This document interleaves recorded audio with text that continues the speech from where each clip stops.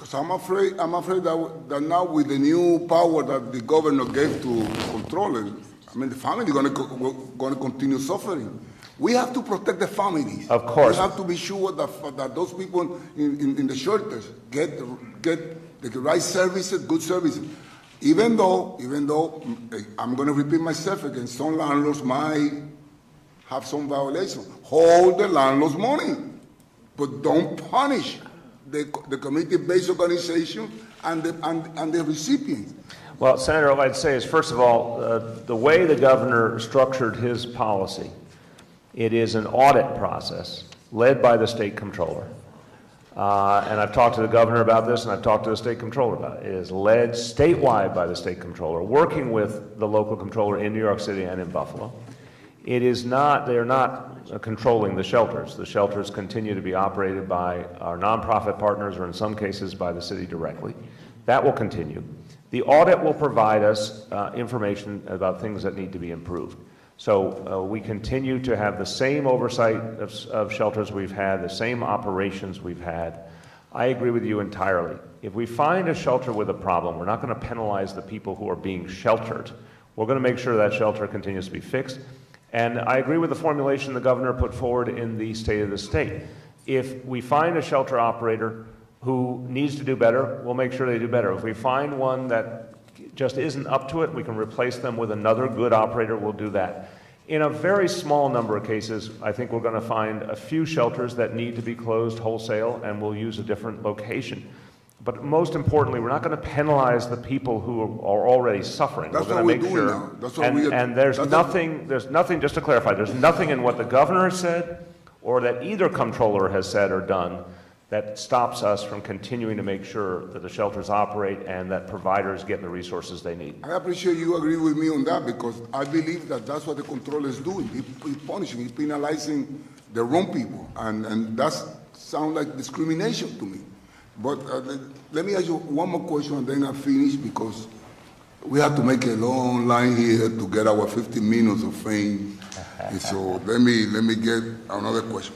How come we have so big discrepancies in payment? Some people, some homeless organization getting for doing the same kind of work. Some are getting paid in a higher rate than others, and it doesn't sound right. It sounds why? Right, Senator. I think you raise an important point. Look. Oh, man, I'm eating good today. Yeah, I think the simplest, I talked about this at length a couple weeks back. The status quo that's existed in our shelter system is not acceptable to me, nor is the overall status quo of homelessness in the city. It's gone on for decades. It's grown over decades. Between 2011, when the Advantage program was cut, in that budget that year, that state budget, and the city budget, and the end of the previous administration, that was just a 2.5-year time frame. Shelter population went up by 13,000 people in just 2.5 years in the previous administration. So, and I've been dealing with additional challenges as well. So my bottom line message to everyone in New York City is that we're not going to accept the status quo in homelessness, which is why we're changing so many of the strategies. But as part of our 90-day review of the operations of the Department of Homeless Services, we're going to look at the contracting process and to make sure that there is parity in the way contracts are handled. Thank you, because we're talking about raising the minimum wage to people, but people cannot suffer. Because you have, throughout the city of New York, so many community-based organizations trying to provide services to the needy, and then some of them are struggling, and others getting a high rate, others getting low rate. I mean, I have an organization in the Bronx that getting $60 per night per person, while others are getting $143. No, that is part of the review for sure, and I appreciate it. Thank you, Mr. Mayor, and congratulations for the good job on the snow. You're a good man. Thank you. Luis Sepulveda told me to say that. Always lively with Senator Diaz. I do want to point out that we have been joined by Senator Jesse Hamilton and Senator Phil Boyle. Thank you. Assemblyman? Thank you, Senator. Assemblywoman Nolan? Oh, thank you, Mr. Chair. Thank you. First, just quickly, a personal note. I want to congratulate Senator Young on a wonderful achievement for women here in the legislature, which is to be the lead member, the chair of such an important committee. When I got here, the only woman who served on this committee was the late Assemblywoman from Brooklyn, Eileen Dugan, and she was here all alone. It was her first years on these committees. So though I philosophically don't agree with anything you said, and I certainly share, Nothing new. and I completely agree Nothing with new. Liz's comments, I just had to take that personal note to congratulate you and wish you well on such a really important achievement for women Thank you, here in the Kathy. You're a building. good friend. Thank you. Let me, and you did a great job for the issues that you represent, we just don't agree. But let me ask the mayor quickly about the Smart Schools Bond Act. We have a lot of education questions, but we'll save some of them for the chancellor tomorrow. But the city was promised $700 million. You know, because I've asked you, this is the third time now, and I certainly asked Mayor Bloomberg and his predecessors. I represent, and many of us in Queens have trailers. When we talk about things like overcrowding in our schools or disability accessibility, the trail has really crystallized that, because Yes. we still have 10,000 and more children, though I think the number may finally be down to 8, that attend classes in a substandard trailer in the city of New York. That amount is larger than most of the other 600-plus school districts. Right. So how are we doing on trailers? That's, I guess, our first thing. And generally, I thought the governor promised you $700 million. I thought we promised you $700 million in that bond act. I'm wondering if you've seen any of it yet. Let me speak to the first question and then ask Dean and Sharif to speak to what we've overall seen from the Bond Act, but specifically on the question of trailers. So just a quick recap of recent history at the end of the previous administration in the city. 352 trailers at 120 sites, and overwhelmingly, as you know, in overcrowded districts, particularly in Queens. We have now eliminated 70, with an additional 100 slated for elimination in the near term. So as this plan proceeds, basically 170 out of the 350 we inherited, we're about half of them now that we will have removed quickly. And in terms of the funding, our capital plan provides $450 million for trailer removal and for the alternatives needed, $100 million of which comes from the Smart Schools Bond Act. Has any Smart Schools Bond Act money been released or authorized, or? Has any been released, and what kind of total? No. Well, our understanding is that the plan will be finalized over the next month. I want to be sure of that. Yes, over the next month. So we have not received that yet. Okay, thank you. And then just generally on education, the regions, as you know, the region's submission is for a $2.9, I think it was, $billion increase to finally begin to move forward on the campaign for fiscal equity settlement. The governor came in with a number he feels is reasonable, understandably, has to balance the budget. But having said that, it's, in my opinion, not enough. Many of us in the Assembly would like to see more on foundation aid, and I wondered if you would care to comment on the city's position on what it needs to run its schools, not a share, not some formula that goes back into the mists of time, but what do you need to, from the state to assist our city school children? When you think about, I appreciate the question deeply, when you think about the history of this city and what it's led us to, we're now only about a third of our kids are reading at third grade level. And unfortunately, well under half of our kids who even graduate are actually college ready by the state's own standards. We have a long way to go in bringing our schools up to the level they need to be at, both for the good of our children, but also to have a viable workforce for the 21st century economy. The commitment made by the Court of Appeals in the Campaign for Fiscal Equity suit is as pertinent today as ever, because the demands are greater than ever. We have made a series of major new investments in our schools, but we know we cannot go as far as we need to until we see that kind of fundamental change.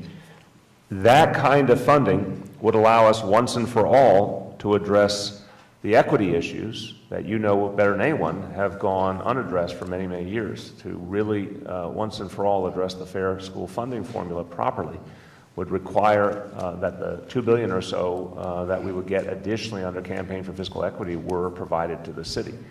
So we have a lot we could do and a lot of wrongs we could right, but we can't do it on the level necessary for our kids until we see that kind of budgetary fairness. Thank you.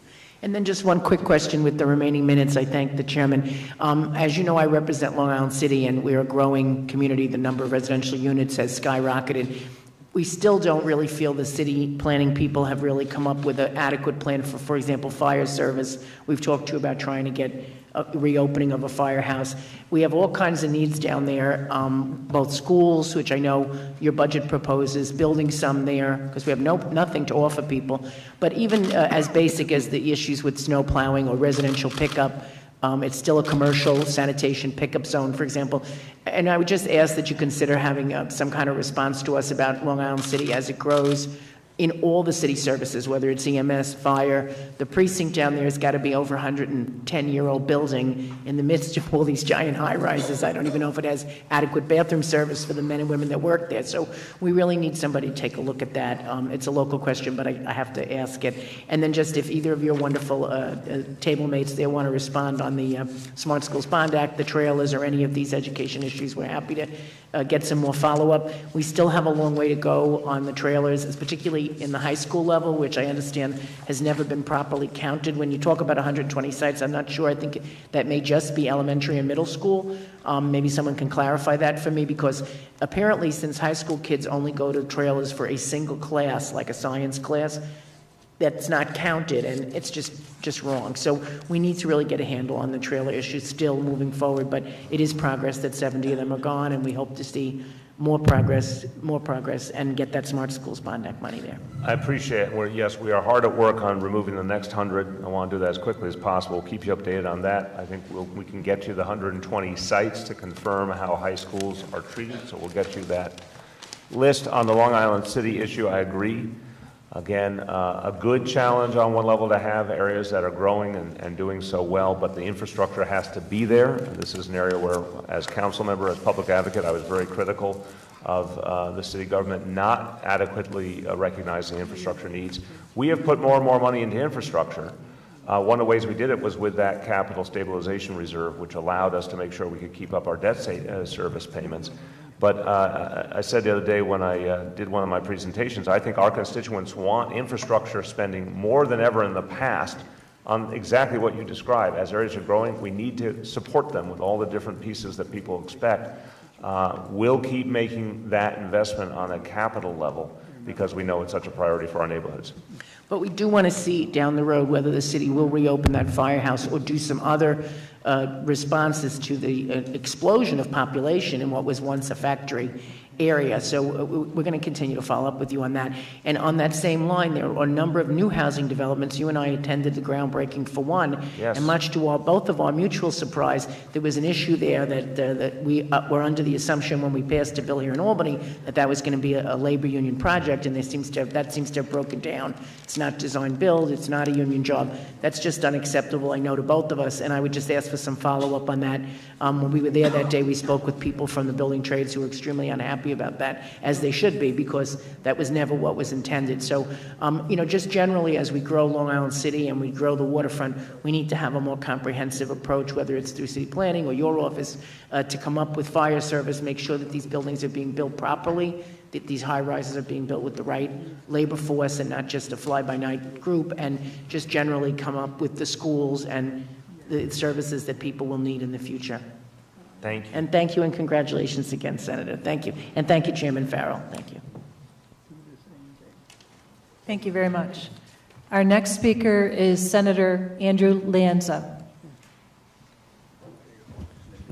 Thank you, Madam Chair. Good afternoon, Mayor de Blasio. It's great to see you. I was not going to speak because I enjoy the opportunity of speaking to you and your staff and your administration on a regular basis concerning the needs of our shared constituents. However, this afternoon, much discussion has centered around my legislation concerning the property tax cap for New York City, and I thought it important that I speak publicly to some of the comments that have been made and also hopefully clarify some of the aspects of that legislation. In your statement, you talked about the the affordable housing crisis that exists in New York City, and the fact that New Yorkers are concerned about the cost of housing and whether they're going to be able to live in the city of New York. And that is a concern that I share with you, Mayor. The middle class feel that concern as well. In your opening statement, you discussed the chasm between the very, very wealthy. I think you said for every multi-million-dollar condo that is built in New York City, there are more and more people who don't have a place to live which they can afford. In between that are the middle class who are being squeezed. And in response to Senator Vella, you talked about the middle class being growing in New York City, and I'm not sure that is correct. I think your first statement is correct, that we have more wealthy and more poor. And the middle class, I see, leaving in leaps and bounds. I see that on Staten Island. And this has been going on long before you became mayor. People are leaving, people I grew up with are leaving to places like Delaware and Maryland and North Carolina and South Carolina and other places. And when you talk to them about why it is they've decided to leave with their families, the place that they were either born or have called home, they universally tell me and will say that it is because the cost of living in New York City is too high for a family. And when you look at the components of the cost of living, especially of home ownership, because as Senator Marchione pointed out, if you're a renter, you pay that increase as well. It's passed down to you. But the components that factor into that cost of living are the property tax in New York City, the income tax, the water bill that has been mentioned, the taxes on everything associated with home ownership, like the tax on heating and cooling your home, the electricity, the natural gas, the heating oil, the telephone bill, and it goes on, and it's one big basket that a family needs to pay if they are going to be able to afford to live in New York City. Senator Krueger and I enjoy a healthy debate, usually on the floor of the Senate, over this legislation. I think we missed it today, Senator Krueger. I believe the bill has passed. Let me tell you why I proposed and authored this legislation a few years ago. It was at that time that Senator Krueger joined me in passing a 2% property tax cap for the rest of the state. And I just thought that fairness dictates that the folks in New York City that we serve also enjoy that same protection. And so that's the genesis for this legislation. That New York City should live within its means, and that the homeowners and renters in New York City should be protected by that same cap that the rest of the state enjoys. I think, not to get him in trouble, but Assemblyman Cusick is the sponsor of this legislation in the Assembly. You pointed out that we need to be able to address emergencies as they arrive. In the wake of September 11th, the single largest increase in New York City property taxes, I think it was 18.5%, followed by another 7%, in the history of the city of New York was enacted.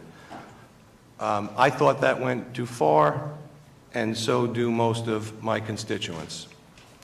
But nevertheless, Mayor, I want you to know that in this legislation, there is an emergency pressure release valve, if you will. During an emergency, it can be overridden by a supermajority of the City Council and with the mayor's signature. So this legislation takes into consideration any eventual emergency.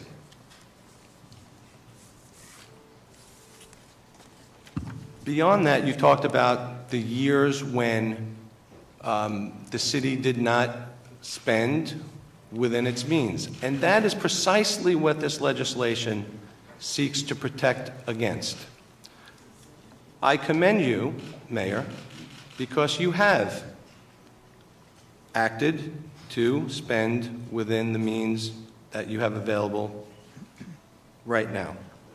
I don't know who the mayor is going to be in the future. We know what has happened in the past. And I think, as you say, and in your memorandum in opposition, for folks who don't know, when you propose legislation around here, you are inundated by pieces of paper. They are either pink, which means the people who wrote them oppose your legislation, or yellow, meaning they support your legislation. I received a pink piece of paper from the City of New York, and I only tease the mayor because I know we disagree on this point, because the city opposes this legislation. But within that very memorandum, it says that over the last 20 years, since 1997, the city has requested that the state enact an even lower increase into law, generally 2%. And you have touted the way in which you have constrained city spending during your administration, and I commend you. All I am saying is that we need to codify that.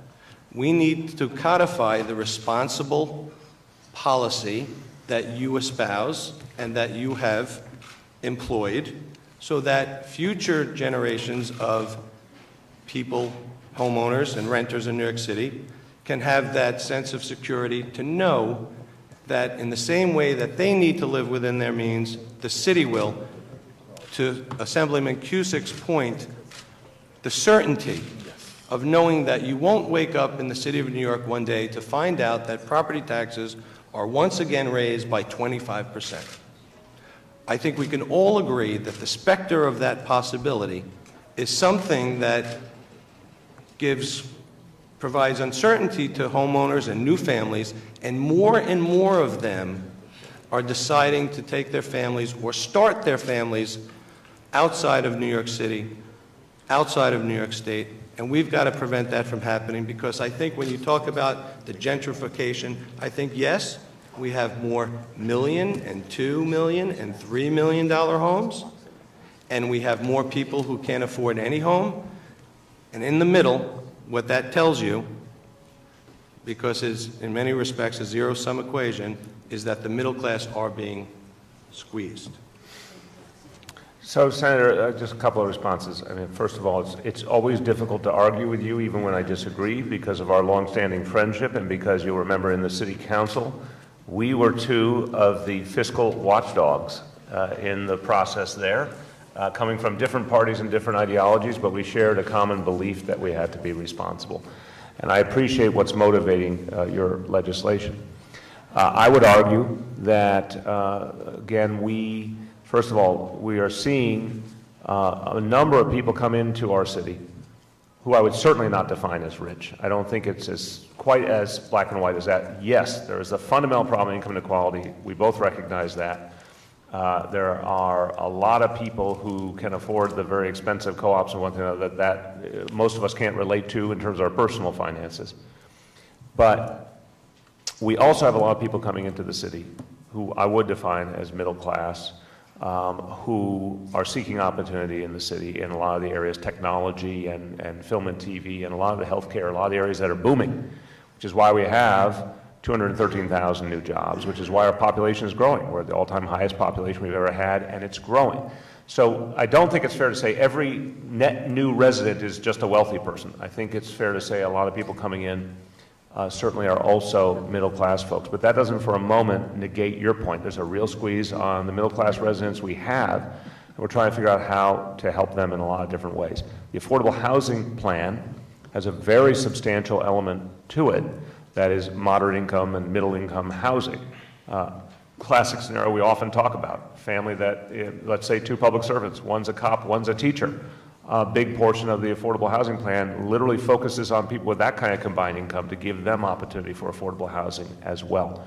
Everything we're doing in terms of public safety, infrastructure, everything that grows the economy also grows opportunity for better paying jobs for middle class people. The tech sector, 300,000 plus jobs now in the larger tech sector, much more likely to be the higher paying middle class jobs. So I think it's a mixed bag on that front.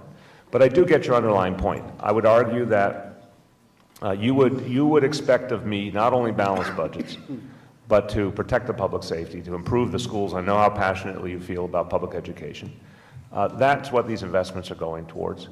And I do appreciate that there's, in effect, a circuit breaker in the event of problematic times in your bill. But I also would say you and I have lived in the city council of New York City. A supermajority is not easy to come by, and no one likes to increase property taxes. So what I'm trying to work with, practically speaking, is a responsible budget wherein I'm telling the people up front, I'm working every day to avoid a property tax increase. I don't belittle the effect of assessments. I know it's hitting people hard, and we should all work together to think about different ways to address that.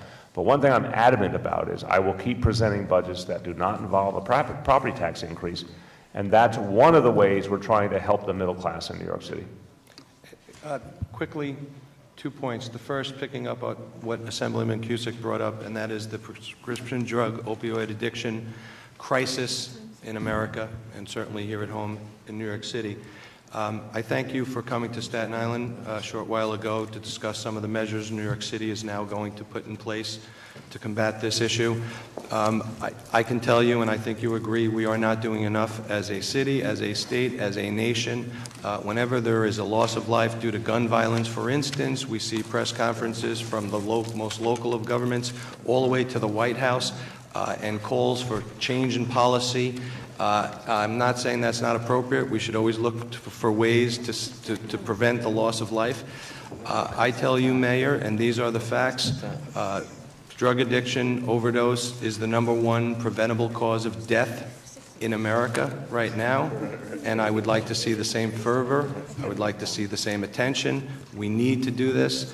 We need to come together. One of the most noble things we can do as a society is to save lives, and this is an opportunity for us to do that. So I look forward to working with you to build upon some of the measures that you've put in place already. We really need to do more if we're going to turn back the tide of this crisis. And the last point, and I'll just leave it, I'll speak to you privately about, I have some legislation I'd like to talk to you about. I know it's a very difficult decision. You put a lot of thought into it, but the idea, the school closure decision on Staten Island, I think we could have used another day for cleanup. I think we should have erred to more caution in terms of whether or not we were ready to put second graders and third graders out into that storm.